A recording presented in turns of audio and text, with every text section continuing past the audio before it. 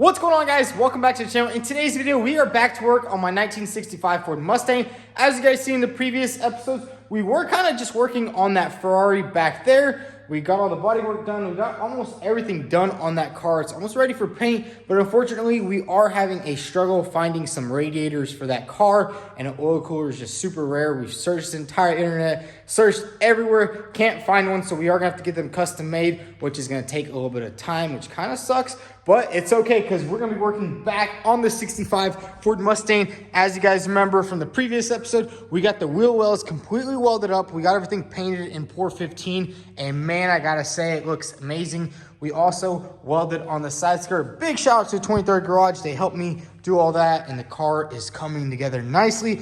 But in today's video, we are gonna be focusing on getting this rear axle installed on this car. As you guys know, I was getting ready to start welding the flares on, but I really wanted to get the axle in first before we do any of that, so we can get the wheel perfectly situated before we do any welding, so we won't have any issues down the line. So we went ahead and ordered an axle, and this thing came in a couple of days ago, and man, I gotta say, this thing is wide, but I already slid it under the car. Everything looks pretty good. It's from a 2006 Ford Mustang GT, so it is a positive traction 8.8, which is a really good axle. And what I was thinking, I kind of just got the cheaper one. I didn't really care about the ratios because we can always swap that out later. Really just needed the housing and everything in it. And we got a pretty good deal on this axle, and I think it's gonna fit up perfectly. And then we have our 4-link kit right here. Check this thing out. I actually ordered this thing a while back. It was like $500. And the only issue with it is they welded on the shock mount wrong, which I don't even think we're going to use that original shock mount. I think we're going to do some custom different modifications to that because that kind of looks like a weak shock mount. It's supposed to bolt onto the frame, but I think we can change that up. Really, all I wanted was these brackets right here. These are the brackets that bolt onto the original leaf spring. They bolt onto the leaf spring right there, and then they actually bolt onto the car, which is pretty cool. And then we have the actual brackets that go onto the axle. I think this is for the sway bar. And then we have these right here for the control arms, which is going to bolt on over there, which is pretty freaking awesome. So let's go ahead and get started. So the first thing we're going to have to do is actually remove these old brackets, because check this out. Our new brackets are going to go on just like that right there. I'm not sure where they need to be welded on just yet, but this axle does have a little bit of rust. I'm pretty sure this car was from up south or something, or you know, up north, something like that. Has a little bit of rust on it. Doesn't really look too bad. So the first thing we're going to do is we need to go ahead and get this thing off this pallet right here. Maybe stand it up on some jack stands and start stripping it down. I want to get these brackets cut off because we need to get our new ones welded on. And then we can start lining this thing up and see how it fits on the car. So unfortunately, all my jack stands are underneath my car, and I think we can just do everything right here on the ground. First thing we're going to do is pretty much just go ahead and remove all these wires, remove these brake calipers right here. I think we will use them. Those are pretty nice little brake calipers compared to the factory drums. So let's go ahead and disassemble both sides, and then we'll get started on cutting off the brackets.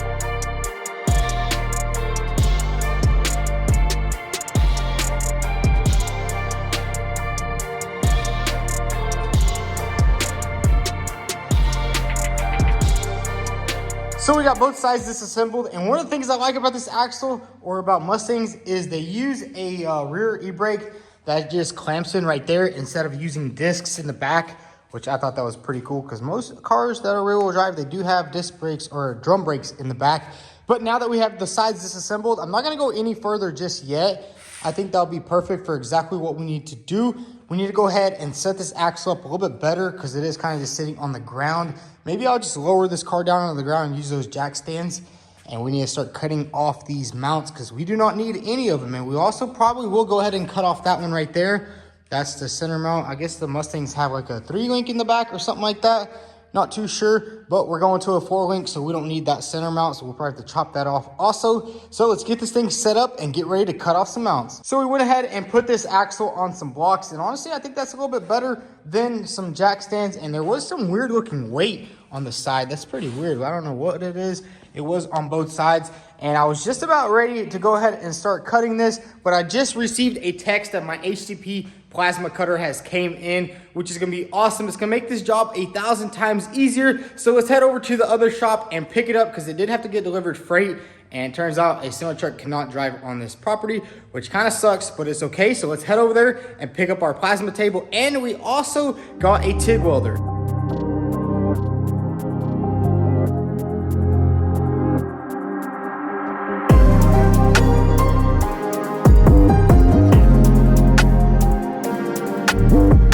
So guys, we just made it to the other shop, and check out this little care package from HTP. Now this is a plasma cutter and a TIG welder. Man, this is gonna be freaking awesome. Let's go ahead and get this thing loaded up and head back to my shop. And this is perfect because we'll be able to cut all those mounts off so easy. So we're back at my shop, and we went ahead and unloaded it out of the car, and I'm still not sure what's going on here. I think this might be the TIG welder right here. Yeah, this is the TIG welder, and then that is the plasma cutter. So let's go ahead and get this open. I'm super excited. It's like a little kid on Christmas. We also have some filler rods for the TIG machine, which is gonna be awesome because I really wanted to weld those flares on with a TIG instead of using the MIG. So let's go ahead and rip open these packages and check it out and set it up and start cutting this axle out.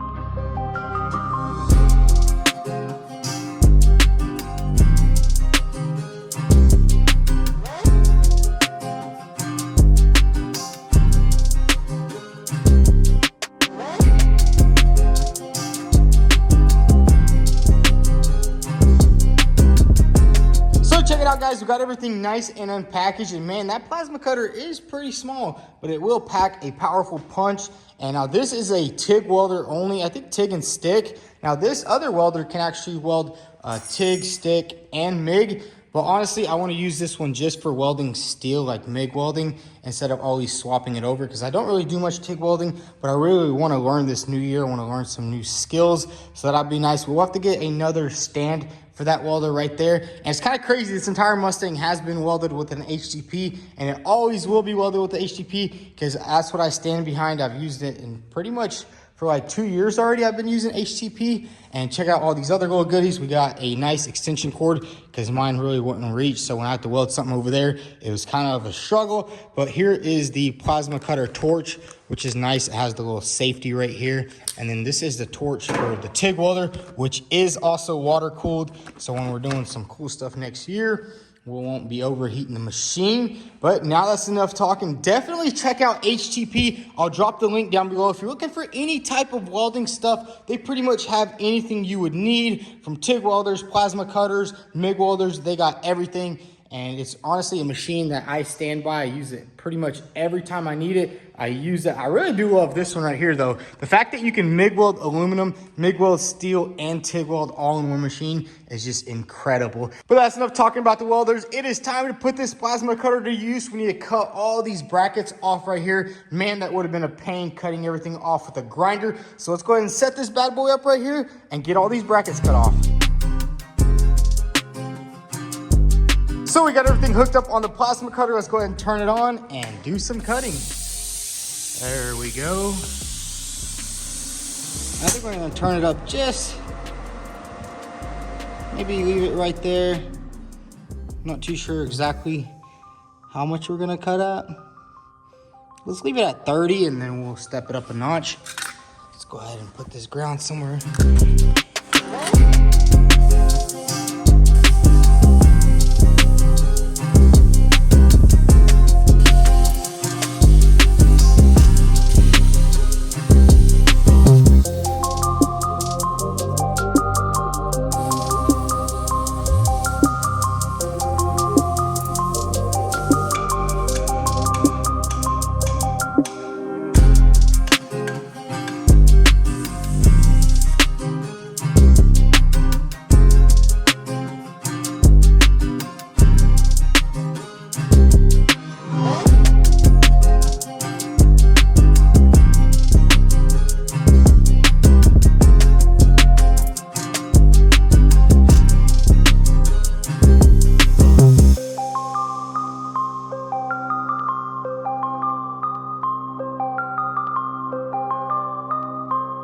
So we got all the mounts cut off with the plasma cutter, and man, I gotta say, that thing just melts through them brackets with ease.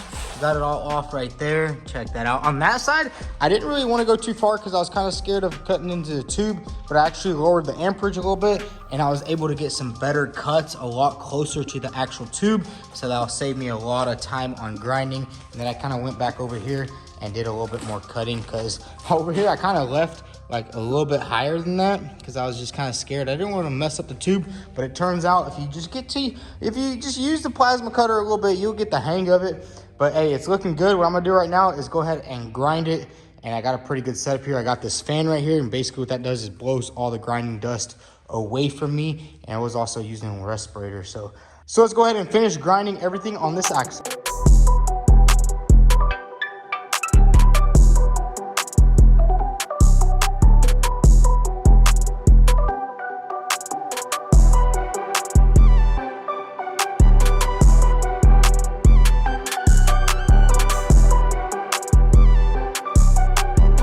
So we got the entire axle all nice and ground down, and then I also went ahead and coated it with some rust remover just to get all the rust off of it. And then I just wrapped it in this little tarp right here just so it would keep everything together. As you can see, it's all wrapped up, and it's just keeping that rust remover on all the rust. Now, while we wait for that to de-rust, we're gonna go ahead and get started on coating our frame pieces, or it's like these little brackets that are actually gonna hold all the control arms. I wanna go ahead and coat it with this Pour 15 right here that we had left over from doing the wheel wells. I'm gonna coat all these sections right here. This actually bolts on to the frame rails. I might actually weld it, but it is gonna be good to go ahead and coat all the insides and basically give everything a nice coat, so then tomorrow morning it'll be all dry and ready to go. So let's get them sanded down a little bit. There's a little bit of surface rust. As you can see, that stuff kind of just comes right off. So basically we're gonna go ahead and get them all nice and sanded and coat them with some of that Pour 15.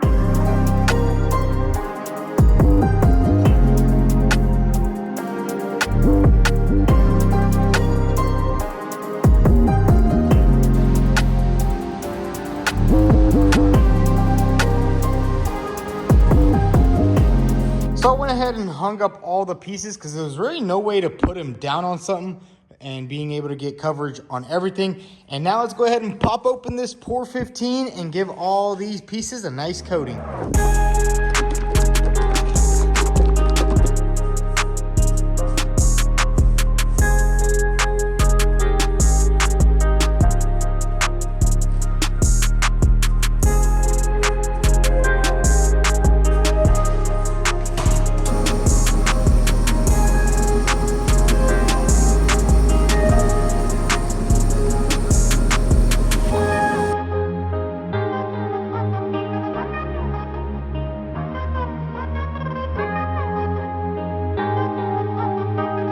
So it's the next day here at the shop. We did a little bit of cleanup here in the morning, and check out the axle. It actually cleaned up pretty good. Now all I'm gonna have to do is take a nice light wire brush to it, get all the rest of the grime and grease. I'll probably have to go get some degreaser, just clean everything up. And it's kind of good that that rear seal is leaking because the main chunk isn't really too rusty, but that's all good. And these pieces right here turned out pretty good, except for a couple of spots, which I'll just have to spray in or just brush in once the kit is on the car.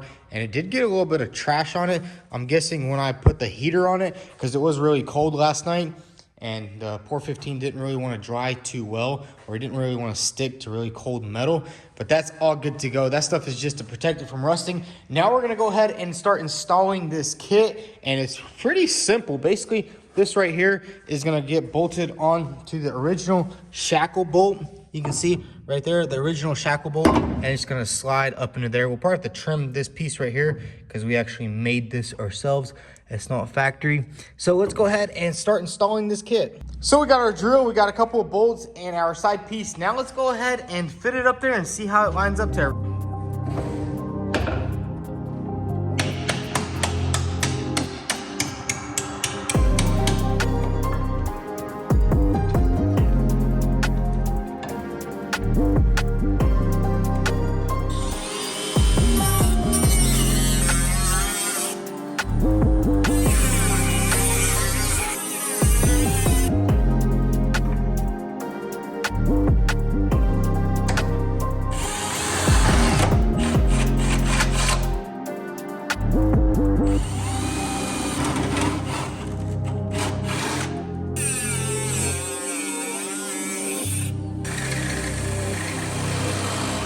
So check it out, we got the driver's side bracket all mounted on, and then right here we have to drill 2 holes, and then you can see there's a nice little washer right there in the back so it doesn't really crush the frame rail. So this side looks pretty good. Fortunately, we do have a little bit of issue here. As you can see, we added these subframe connectors, and it turns out this lower control arm bolt has to bolt on right here. So what I think we're gonna do is we're gonna run a bolt all the way through and bolt it on to this subframe connector and all the way right here. So give it a little bit extra strength. So now let's go ahead and do the passenger side.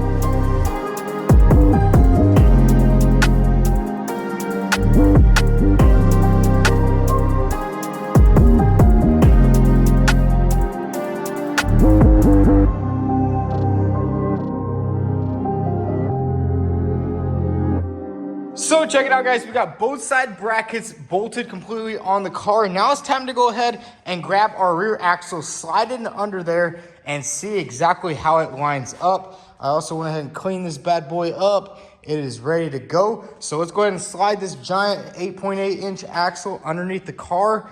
And this is my first time ever doing an axle swap like this, so I am a little bit nervous. Hopefully we get everything right. And then I did also go ahead and do a little bit more grinding right here, which we'll do a lot more grinding after we get it all lined up and get the brackets in the perfect position. So let's go ahead and get this thing underneath the car.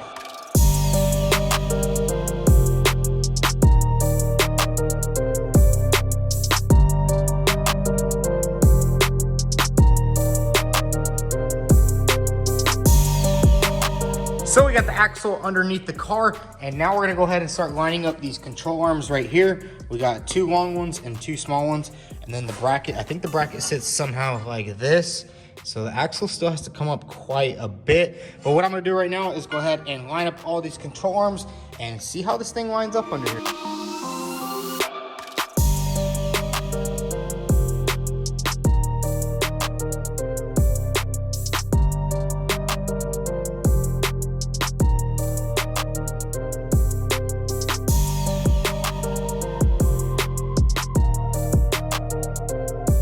So we got the axle situated underneath the car, and everything is coming together nicely. And I am actually using these Vevor air jacks under here, and it's actually really nice because I have them on both sides and I can adjust them really easy with just a little push of a little valve right there. Man, I'm absolutely in love with those air jacks. Now we're gonna have to go ahead and try to center this axle out, because I think it is sitting a little bit too far over this way. You can see it kind of, the wheel hub actually sticks out further this way. And then if we look over here, it's kind of sunken in. So we're gonna go ahead and put it right in the center. And then I wanna do a little test fit with these wheels and see how everything lines up.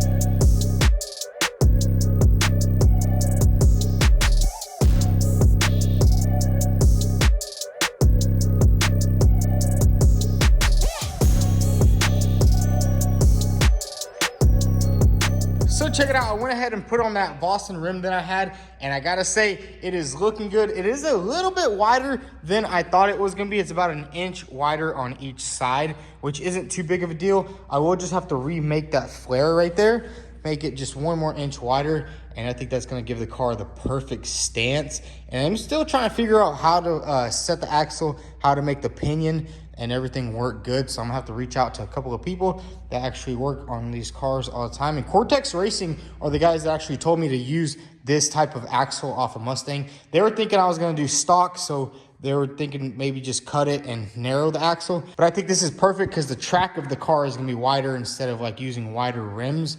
So I think that's gonna be nice. But man, that is freaking awesome. This car is coming along. Check that beefy axle out under there. I mean, that's really the only thing that was holding up this build was that rear axle. Now that we have that, we can go ahead and put the wide body flares on there, weld all that. Basically, all the metal work is done. The only thing we are going to have to do is build the rear diffuser, which is going to be pretty simple. I mean, basically just a flat piece of metal and maybe some like canards or something back there. Nothing too crazy there. As you can see, side skirts all welded up, fender welded up. We'll also have to work on the front wide body.